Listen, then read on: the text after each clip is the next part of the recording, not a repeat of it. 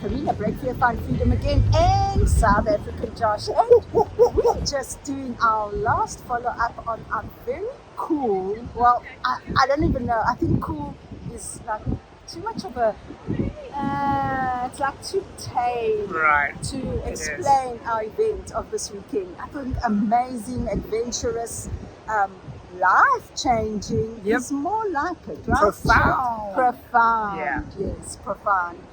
And so we just thought we'd come give you a bit of an update of what happened, well, a little bit of what happened, and our take from the last few days of the aftermath. So I'm going to turn it over to you, Josh, and you can explain a bit, let me just tell you, about what you thought about the event and your take on it.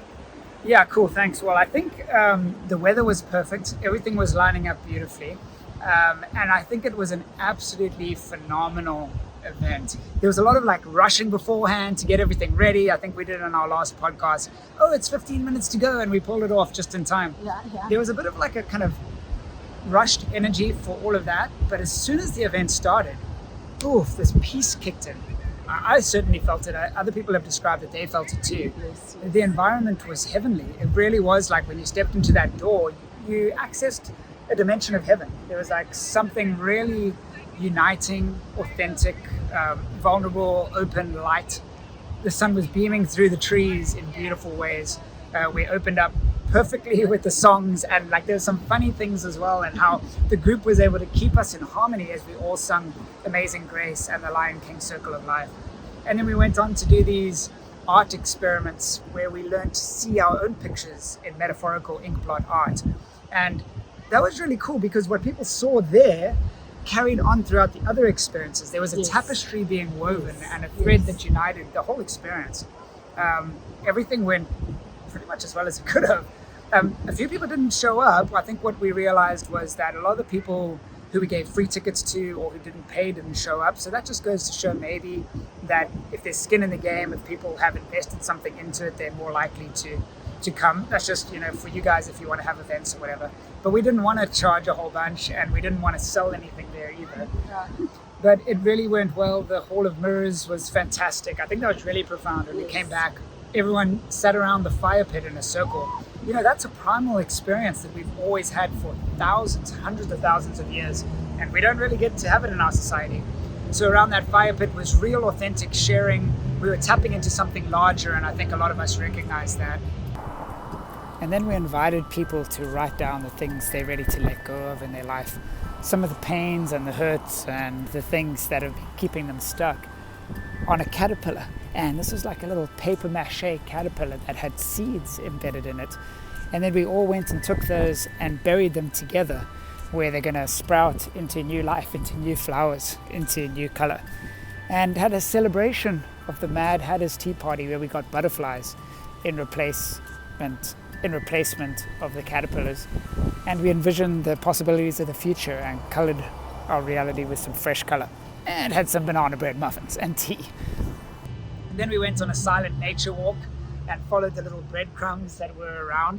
That was interesting too, because some people took the wrong direction, but ended up in the chapel, because it's kind of like constellations of stars. When you see the little dots, you can join them in various different ways to form these different patterns, but they all had the same destination. We had a profound experience of Lectio Divina, this ancient spiritual practice of reading scripture combined with Jungian active imagination. And we were really honest about the role of the church, like the direction that it could go, this profound kind of light that's trying to break through, but maybe in some different forms. And then we went and threw our potatoes in the fire, had roasted potatoes, had physical nourishment as well as the existential and spiritual nourishment, and sat around the campfire and roasted s'mores together. So that was kind of how it went, and I think it was fantastic. I think there was really something profound, and the feedback we've got was that was the case. Now, what was interesting is it's being called before the event. You called it before the event. You said it's almost like there's going to be a before the event and an after the event.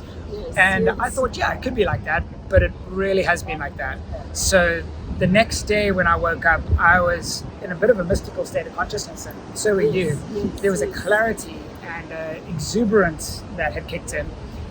And then over the next few days, there's been a bit of a dip, and like there seems to be kind of chaos going around socially, financially, logistically, and I've heard that from 4 different people as well. So that was surprising. Like I do think something shifted, and that can be a little uncomfortable, but also it shows that something actually happened. Like something changed it.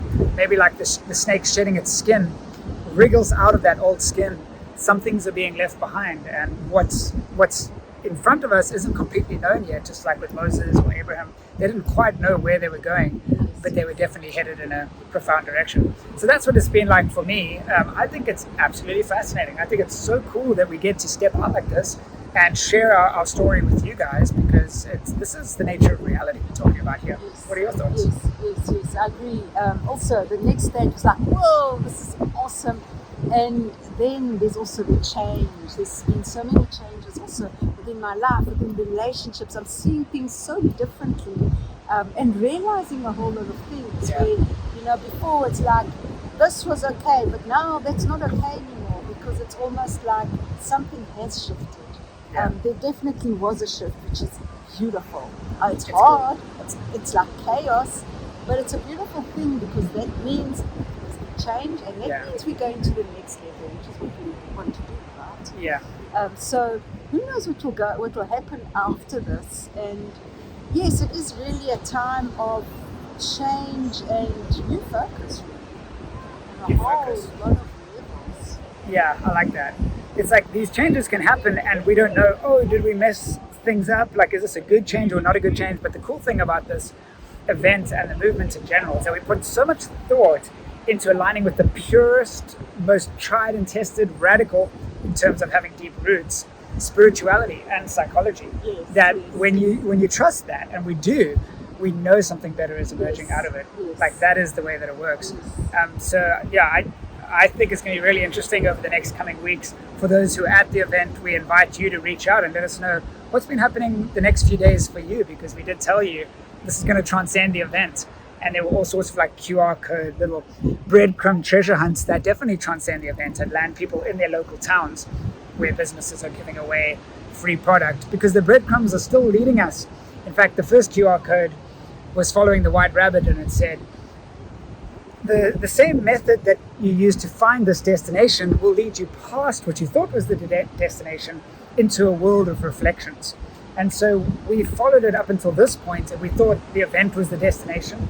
Now we're realizing the destination is further that way, into a world of reflections. And as we just grabbed our little marker, we were sitting next to a mirror, and it did seem like there was reflections happening all around us.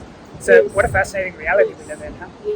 Yes, it's really beautiful, and yes, it's scary, and yes, it's uncomfortable.